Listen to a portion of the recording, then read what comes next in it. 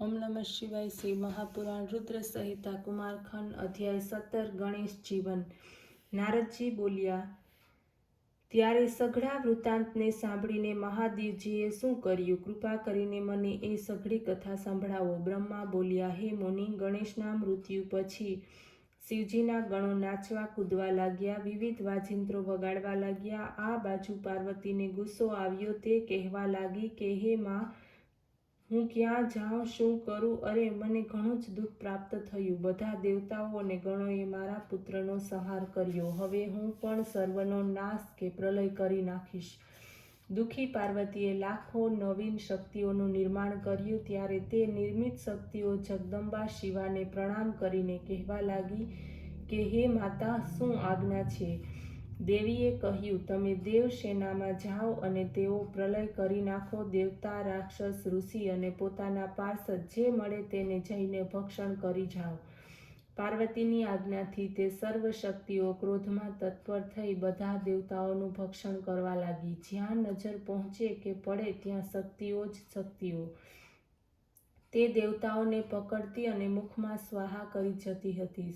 શક્તિઓનું આ કર્મ જોઈને બ્રહ્મા, વિષ્ણુ, મહેશ, ઇન્દ્ર વગેરે સર્વ દેવતાઓને પોતાના જીવનની આશા ન રહી અને તે કહેવા લાગ્યા કે હે દેવી, અકાલમાં જ પ્રલય કરી નાખશે. ત્યારે હવે શું કરવું એમ વિચાર કરવા લાગ્યા. બધાએ એક થઈને નક્કી કર્યું કે જો ગિરિજા પાર્વતી પ્રસન્ન થાય તો સર્વ કાર્ય બની જાય. લૌકિક ગતિને દર્શાવતા શંકરજી દુઃખી થતા સર્વને મોહ પમાડવામાં લાગ્યા.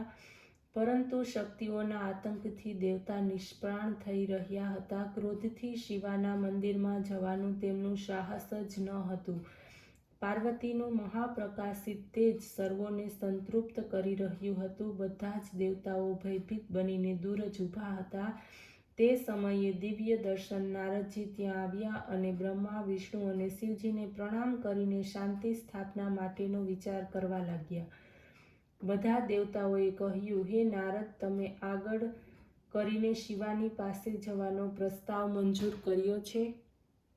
બધા શિવાની પાસે પહોંચ્યા. વિવિધ સ્તોત્રોથી તમે બધાએ શિવાની સ્તુતિ કરી. દેવીએ સ્તુતિને સાંભળી પરંતુ કંઈ બોલ્યા નહીં. ક્રોધિત દ્રષ્ટિથી તેમની સાથે તે જોવા લાગ્યા. ત્યારે ઋષિઓએ કહ્યું, હે દેવી, ક્ષમા કરો, ક્ષમા કરો. જાણે સંહારની ક્ષણ નજીક આવી હોય તેમ લાગે છે. હે અંબિકા, તમારા સ્વામી પણ અહીં ઉપસ્થિત છે. તેમના તો દર્શન કરો. સાથે જ અમે બ્રહ્મા, વિષ્ણુ વગેરે દેવતાઓ અને આપની સમસ્ત પ્રજા અહીં હાથ જોડીને ઊભી છે. હે પરમેશ્વરી, આપ આ સર્વનો અપરાધ ક્ષમા કરો. જ્યારે આ પ્રમાણે કહેતા બધા જ દેવતાઓ વળી દીનતા અને વ્યાકુળતાથી હાથ જોડીને ચંડિકાની સમક્ષ ઊભા રહ્યા. ભગવતી ચંડિકા દયાવાન થઈને કહેવા લાગ્યા, જો મારો પુત્ર જીવતો થશે અને તમારા સર્વની વચ્ચે પૂજનીય બનીને બિરાજશે તો આ સંહાર નહીં થાય, અન્યથા શાંતિ નહીં થાય. ભગવતીના આ પ્રમાણે કહેવાને લીધે બધા દેવતાઓ શિવજીને માટે પ્રાર્થના કરી. શિવજીએ કહ્યું, ઠીક છે, આપણે લોકોએ તેમ જ કરવું જોઈએ. જેનાથી સર્વ લોકોનું મંગલ થાય એમ કરો. તમે અહીંથી ઉત્તર દિશા તરફ જાઓ અને જે કોઈ પેલું મળે તેનું મસ્તક કાપી લાવો. તેને ગણેશના શરીરની સાથે જોડી દો. તે જરૂર જીવતા થશે. આ સાંભળીને બધા દેવતાઓ ગણેશજીને લઈ ઉત્તર દિશા તરફ ચાલ્યા. પ્રથમ તેમને એક દાંતવાળો હાથી મળ્યો. તેમણે તેનું મસ્તક કાપીને ગણેશના શરીરની સાથે જોડી દીધું. પછી સ્નાન વગેરે કરાવી પૂજન કર્યું તથા વિષ્ણુને કહ્યું કે હવે જે કાંઈ કરવા જેવું હોય તે આપ કરો. વિષ્ણુએ વેદ મંત્રોના ત્યાગથી અભિમંત્રણ કરેલા જળને ગણેશ ઉપર છાંટ્યું. જળના પ્રોક્ષણ થતાં શિવજીની ઈચ્છાને કારણે બાળક જાગૃત થયો. તે ગજમુખ, રક્તવર્ણ, સુંદર, કાંતિવાન બાળકનું પ્રસન્ન વદન અને સુંદર આકૃતિની શોભા ઘણી જ દેદીપ્યમાન હતી. શિવાપુત્રને જીવિત જોઈને સર્વનું દુઃખ દૂર થઈ ગયું. બધા જ પ્રસન્ન થયા. તેમણે દેવીને તે બતાવ્યું.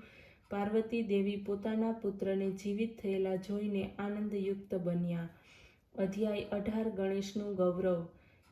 નારદજી બોલ્યા, હે પ્રજેશ્વર, ગિરિજાપુત્રના જીવિત થયા પછી શું થયું? કૃપા કરીને તે કથા મને સંભળાવો. બ્રહ્મા કહેવા લાગ્યા, હે મુનીશ્વર, જ્યારે દેવીએ જોયું કે મારો પુત્ર જીવિત થયો છે તો તે બહુ પ્રસન્ન થયા, તેને ભેટી પડ્યા અને પ્રકારના આભૂષણ અને વસ્ત્રો પહેરાવ્યા. બધાએ તેમની પૂજા કરી.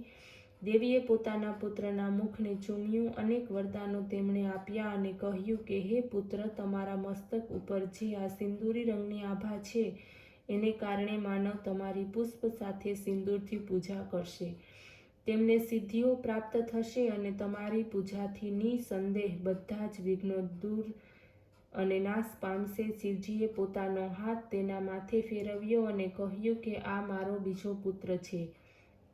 ગણેશે ઉઠીને શિવને પ્રણામ કર્યા તથા સર્વ દેવતાઓને પ્રણામ કરતા પોતાના અપરાધને માટે તેને ક્ષમા માંગી. 3 દેવતાઓએ વરદાન આપ્યું. સર્વના પૂજ્ય અને ગણનાયક તરીકે સ્થપાયા. ત્યારે તે ગણેશજીના વિઘ્નહર્તા અને સર્વ કામના ફળદાયક થયા. સાથે સાથે 3 દેવતાઓએ કહ્યું, સર્વપ્રથમ મનુષ્યો એની પૂજા કરશે, પછી અમારી પૂજા થશે. ત્યાર પછી શિવજીએ સર્વ માંગલિક વસ્તુઓ મંગાવી ગણેશજીની પૂજા કરી. પછી વિષ્ણુ આવ્યા, તેમણે પૂજા કરી. ત્યારબાદ બ્રહ્માએ પૂજા કરી અને પાર્વતીએ અને તે પછી બધા દેવતાઓ આવ્યા, તેમણે પણ સાદર અર્ચન કર્યું.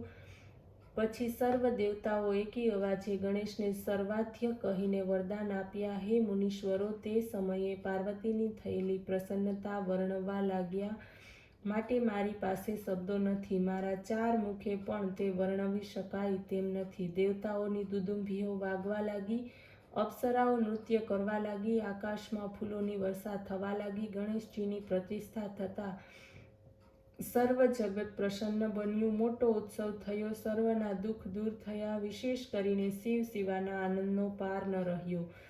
સર્વ દેવતાઓ પાર્વતી, શિવ અને ગણેશની પ્રાર્થના કરવા લાગ્યા. પાર્વતીનો ગુસ્સો ચાલ્યો ગયો. શિવજી પહેલાંની જેમ જ તેની પાસે બેઠા. હું અને વિષ્ણુ શિવજીની આજ્ઞા લઈને શિવસેના શિવાની ભક્તિનું સેવન કરતા પોતપોતાના લોક તરફ ચાલ્યા ગયા. અમે પણ તમારા લોક પ્રત્યે ગયા.